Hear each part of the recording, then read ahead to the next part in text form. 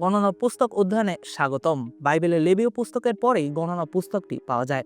তবে প্রকৃতপক্ষে এর ঘটনাগুলো যেখানে যাত্রা পুস্তক শেষ হয়েছে সেখান থেকেই শুরু হয়েছে। এটি 40 বছরের সময়ের গল্প বলে, যেখানে ইসরায়েলীয়রা প্রান্তরে ঘুরে বেড়ায়, মেঘ ও আগুনের উপস্থিতিতে জিহ্বার অনুসরণ করে, যতক্ষণ না তারা প্রতিশ্রুত দেশে প্রবেশের জন্য প্রস্তুত না হয়। গণনা পুস্তক অধ্যয়ন করার সময় বাইবেল অধ্যয়নের জন্য কিছু সাধারণ নীতি এবং পদ্ধতি মনে রাখা গুরুত্বপূর্ণ। প্রথমত, যোহন 17 অধ্যায় 17 পদে যিশু বলেছেন, তোমার বাক্যই সেই সত্য। এটি একটি সহজ কিন্তু শক্তিশালী বাক্য, যে বাইবেলকে সত্য হিসেবে গ্রহণ করা উচিত এবং এতে যে প্রজ্ঞা আমাদের জন্য রয়েছে সর্বদা তার সন্ধানে থাকা উচিত। কখনো কখনো এই সত্য আবিষ্কারের জন্য প্রয়োজন ঈশ্বর এবং তার বাক্যের সাথে বিশ্বস্ত মল্লযুদ্ধ করা। এই মল্লযুদ্ধ করার অংশ হিসেবে সেই সত্য মেনে চলার প্রতিশ্রুতি জড়িত। যিশু যোহন 7 অধ্যায় 17 পদে আমাদের বলেন, যদি কেউ তার ইচ্ছা পালন করতে চায় তবে সে বুঝতে পারবে যে এই শিক্ষা ঈশ্বরের কাছ থেকে এসেছে, না আমি নিজ থেকে বলছি। আরেকটি গুরুত্বপূর্ণ নীতি হলো যে উল্লেখিত এই সমস্ত ঘটনা যা আমরা এখানে পড়ছি তা আসলেই ঘটেছিল। একটি গল্প বলা এবং এতে বর্ণিত ঘটনাগুলোর মধ্যে সর্বদা একটি পার্থক্য থাকে, কারণ একটি গল্প আসলে কি ঘটেছিল তার একটি সরলীকৃত ব্যাখ্যা। তবে আমাদের কখনোই ভুলে যাওয়া উচিত নয় যে এগুলো সত্য ঘটনা। এটি একটি গল্পের শক্তির অংশ। এগুলো নিছক কল্পকাহিনী নয়। এই ঘটনাগুলো সতর্ক ধর্মতাত্ত্বিক রেকর্ড থেকে অনেক শিক্ষা পাওয়া যায়। অনুপ্রাণিত লেখকেরা অতীতের গল্পটি ঠিক যেভাবে বলা প্রয়োজন সেভাবেই বলেছেন, যেন তিনি যে বার্তা প্রচারের জন্য অনুপ্রাণিত হয়েছেন তাই প্রকাশ পায়। সুতরাং আমরা যখন বাইবেলের গল্পগুলো পড়ি, মনে রাখতে হবে যে সেগুলো আমাদের শিক্ষার জন্য আত্মিক ব্যাখ্যা। বাইবেলের লেখক হিসেবে ঈশ্বর প্রাথমিকভাবে ঐতিহাসিক ঘটনাগুলোর একটি সুনির্দিষ্ট রেকর্ড রাখতে আগ্রহী নন। যখন আমরা এইভাবে বাইবেলের কাছে যাই, তখন আমাদের এই ধরনের প্রশ্ন মনে রাখা উচিত: এটি কি বলে? এর অর্থ কি? এটি আমার জন্য কি অর্থ বহন করে? এগুলো গল্পের মূল বিষয় বাদ দেওয়া থেকে থামতে সাহায্য করবে। উদাহরণস্বরূপ, অনুপ্রাণিত লেখক এমনভাবে মিশরে ইব্রিয়দের দাসত্বের গল্প বলতে পারেন, সেই দাসত্ব থেকে ঐশ্বরিক মুক্তি এবং ইসরায়েলীয় লোকেদের কাছে ঈশ্বর যে দেশের প্রতিশ্রুতি দিয়েছিলেন তার উদ্দেশ্যে যাত্রা করা, যেন তা ঐতিহাসিকভাবে সঠিক ও ধর্মতাত্ত্বিকভাবে সমৃদ্ধ উভয় হতে পারে। এই কাহিনীটি যা সত্যি ঘটেছিল তা মানুষের সাধারণ অবস্থা এবং পাপ থেকে উদ্ধার করার জন্য ঈশ্বরের ইচ্ছা সম্পর্কে অর্থপূর্ণভাবে কথা বলতে ব্যবহার করা যেতে পারে। তিনি চান যে আমরা তার সাথে একটি সম্পর্কে থাকি। এমনকি এই উদাহরণে পরিত্রাণ আনতে ক্রুশে যিশুর মৃত্যুর পূর্বাভাস খুঁজে পাই, যা আমাদের পূর্ণ স্বাধীনতা এবং ঈশ্বরের সামনে অনন্তকাল কাটানোর একটি পথ প্রদান করে। চমৎকার বিষয় হলো, গল্প বোঝার অন্যান্য উপায়ের দিকে না গিয়ে এই সত্য খুঁজে পাওয়া যায়। তাই আসুন এই নীতিগুলো মনে রেখে আমাদের অধ্যয়ন শুরু করা যাক। গণনা পুস্তকের নামটি এসেছে লোকদেরকে দুবার গণনা করা থেকে। গণনা পুস্তকের প্রথম 3টি অধ্যায় একটি আদমশুমারি নেওয়া হয়েছে এবং আর একটি আদমশুমারি 26তম অধ্যায়ে নেওয়া হয়েছে। প্রতিটি আদমশুমারির অনন্য কারণ রয়েছে। প্রথম এবং দ্বিতীয় আদমশুমারির মধ্যে একটি পুরো প্রজন্ম মারা গেছে। আমরা দেখেছি প্রথম আদমশুমারিতে মহিলা ও শিশু ছাড়াই 6,25,550 জন পুরুষের বয়স 20 বছরের বেশি ছিল। 40 বছর পরে যখন দ্বিতীয় আদমশুমারি নেওয়া হয়, সেখানে 6,24,730 জন পুরুষের বয়স 20 বছরের বেশি ছিল। যখন দ্বিতীয় আদমশুমারি করা হয়, তখন কালেব এবং যিহোশূয়া ছাড়া প্রথম আদমশুমারিতে গণনা করা সমস্ত লোক মারা গেছে। আসুন এখন একটু গভীরে যাওয়া যাক। সেই পুরো প্রজন্মের মৃত্যুর কারণ 13 এবং 14 অধ্যায়ে ব্যাখ্যা করা হয়েছে।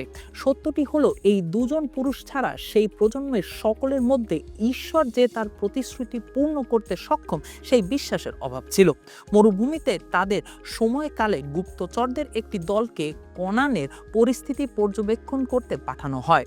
যখন তারা শিবিরে ফিরে আসেন, তখন যিহোশূয়া এবং কালেব ছাড়া পুরো দল লোকদের বোঝানোর চেষ্টা করে যে যদিও দেশটি সুন্দর, কিন্তু এর বর্তমান শক্তিশালী বাসিন্দাদেরকে পরাজিত করা অসম্ভব। কিন্তু যিহোশূয়া এবং কালেব সদাপ্রভুর মহিমা ঘোষণা করেন এবং লোকদের মনে করিয়ে দেন যে তিনি তাদের ব্যর্থ হতে দেবেন না যদি তারা বিশ্বাস করে এবং বাধ্যতায় চলে। দুঃখজনকভাবে প্রায়ই যেমন হয় এখানেও ভিন্ন নয়। লোকেরা নিন্দুকদের কথা শোনে এবং যিহোশু ও কালেবের সত্য কথাগুলো প্রত্যাখ্যান করে। তারা নতুন দেশের দিকে এগিয়ে যাওয়া অস্বীকার করে। তাদের বিশ্বাসের অভাবের কারণে ঈশ্বর গণনা পুস্তক 14 অধ্যায় 28 থেকে 30 পদে বলেছেন, আমার জীবনের দিব্য দিয়ে বলছি যে আমি সদাপ্রভু তোমাদের যা বলতে শুনেছি তাই আমি তোমাদের প্রতি করব। তোমাদের মধ্যে 20 বছর বা তারও বেশি বয়সের যাদের লোক গণনার সময় গুনাহ হয়েছিল, অর্থাৎ যারা আমার বিরুদ্ধে বকবক করেছিল, তাদের মৃতদেহ এই মরু এলাকাতেই পড়ে থাকবে। বাস করার জন্য যে দেশ তোমাদের দেব বলে আমি শপথ করেছিলাম, একমাত্র জিফনির ছেলে কালেব ও নুনের ছেলে যিহোশু ছাড়া আর কেউ সেই দেশে ঢুকতে পারবে না। আপনি যখন 14 অধ্যায় পড়ছেন তখন এই লোকেরা ইতিমধ্যে দীর্ঘকাল ধরে প্রান্তরে ঘুরে বেড়াচ্ছে। ঈশ্বর তাদের কাছে একাধিকবার প্রমাণ করেছেন যে তিনি আছেন এবং সর্বদা তাদের সাথে থাকবেন। তিনি তাদের জন্য অনেক অলৌকিক কাজ করেছেন। তার প্রতি তাদের বিশ্বাসের ভিত্তি তৈরি করতে তিনি সাহায্য করার চেষ্টা করেছেন, যেন জর্দন নদী পার হতে ও দুষ্টু কনানীয়দের দেশ দখল করার সময় তারা যেন প্রভুর প্রতি আস্থা রাখে। ইসরায়েলীয়রা প্রায় 40 বছর মরুভূমিতে ঘুরে বেড়ানোর পরে দ্বিতীয় বিবরণের 1 অধ্যায় প্রকাশ করে যে মিশর থেকে সরাসরি কনানে যেতে তাদের মাত্র 11 দিনের মতো সময় লাগতো। মাত্র 11 দিন। এটি আমাদের সকলকে অবাক করে। তবে কেন তারা সেই পথ নেয়নি?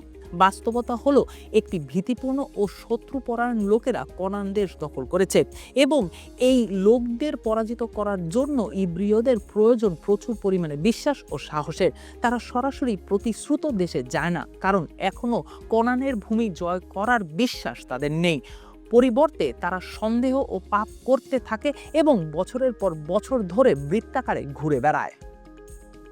অনেক সময়ে ইসরায়েলীয়রা এত গুরুতরভাবে পাপ করে যে মোশিকে ঈশ্বরের সামনে তাদের পক্ষে সুপারিশ করতে হয় এবং 10 বার ঈশ্বর তাদের ক্ষমা করেন। এগুলোর মধ্যে একটি হচ্ছে, যখন সময় হয়ে যাওয়া সত্ত্বেও তারা সেই প্রতিশ্রুত দেশে যেতে অস্বীকার করে।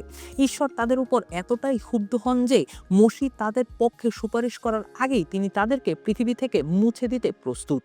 মোশি গণনা পুস্তক 14 অধ্যায় 17 থেকে 19 পদে বলেছেন, এখন হে প্রভু, তুমি তোমার ক্ষমতা দেখাও। তুমি তো ঘোষণা করেছিলে সদাপ্রভু সহজে অসন্তুষ্ট হন না, তার ভালোবাসার সীমা নেই এবং তিনি অন্যায় ও বিদ্রোহ ক্ষমা করেন, কিন্তু দোষীকে তিনি শাস্তি দিয়ে থাকেন। তিনি বাবার অন্যায়ের শাস্তি তার বংশের 3য় ও 4র্থ পুরুষ পর্যন্ত দিয়ে থাকেন। মিশর দেশ ছেড়ে আসবার সময় থেকে এই পর্যন্ত তুমি যেমন তাদের ক্ষমা করে আসছো, তেমনি তোমার সেই অটল ভালোবাসার সঙ্গে মিল রেখে তুমি এই লোকদের অন্যায় ক্ষমা করো। আশ্চর্যজনকভাবে প্রভু তাদের জীবন বাঁচানোর সিদ্ধান্ত নেন। তিনি লোকদের ক্ষমা করেন, কিন্তু প্রতিশ্রুত দেশে প্রবেশ করতে অস্বীকার করার পরিণতি রয়ে যায়। গণনা পুস্তক 14 অধ্যায় 22 থেকে 24 পদ বলছে, এই লোকেদের একজনও সেই দেশ দেখতে পাবে না, যে দেশ দেব বলে আমি তাদের পূর্বপুরুষদের কাছে শপথ করেছিলাম। এর কারণ হলো, এই লোকেরা আমার মহিমা এবং মিশরে আর মরু এলাকায় দেখানো আমার আশ্চর্য চিহ্নগুলো দেখেও আমাকে অগ্রাহ্য করেছে এবং 10 বার আমার পরীক্ষা করেছে। যারা আমাকে তুচ্ছ করেছে তারা কেউই সেই দেশ দেখতে পাবে না, কিন্তু আমার দাস কালেবের মনে সেই রকম ভাব নেই এবং সে আমার কথা পুরোপুরি মেনে চলে। সেই জন্য যে দেশে সে গিয়েছিল আমি তাকে সেই দেশে নিয়ে যাব, আর তার বংশধরেরা তা সম্পত্তি হিসেবে পাবে। মোশি যখন লোকদের কাছে ঈশ্বরের কথাগুলো জানায় তখন শিবিরে যে দুঃখ ও শোক ছড়িয়ে পড়ে তা নিশ্চয়ই আপনি কল্পনা করতে পারেন। প্রতিজ্ঞাত দেশের কথা শুনে সেখানে প্রবেশের প্রস্তুতি নেওয়ার পর এখন তাদের জন্য দরজা বন্ধ করে দেওয়া হয়েছে। এই খবর অসহনীয় ছিল। হতাশা থেকে পুরুষেরা পরের দিন খুব ভোরে ওঠার সিদ্ধান্ত নেয় এবং যদিও ঈশ্বর বলেছিলেন যে তিনি তাদের সেই দেশ দিবেন না, তথাপি তারা অগ্রসর হয়।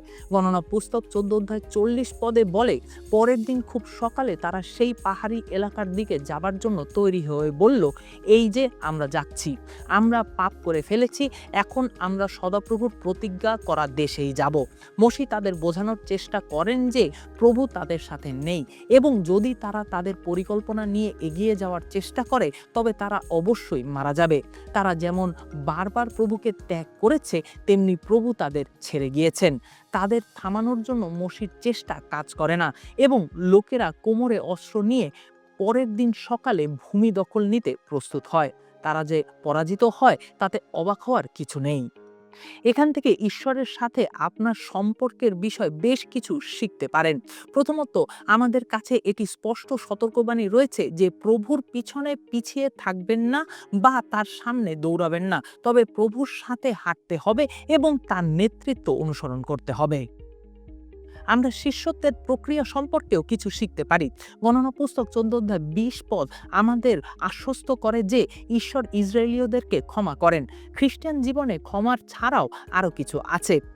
ঈশ্বরকে মহিমান্বিত করে এমন একটি জীবনযাপন করার আহ্বানও রয়েছে, যেখানে তার উপর আস্থা রাখতে পারেন ও সেবা করতে পারেন এবং আপনার জন্য যা প্রস্তুত রয়েছে সেখানে প্রবেশও করতে পারেন।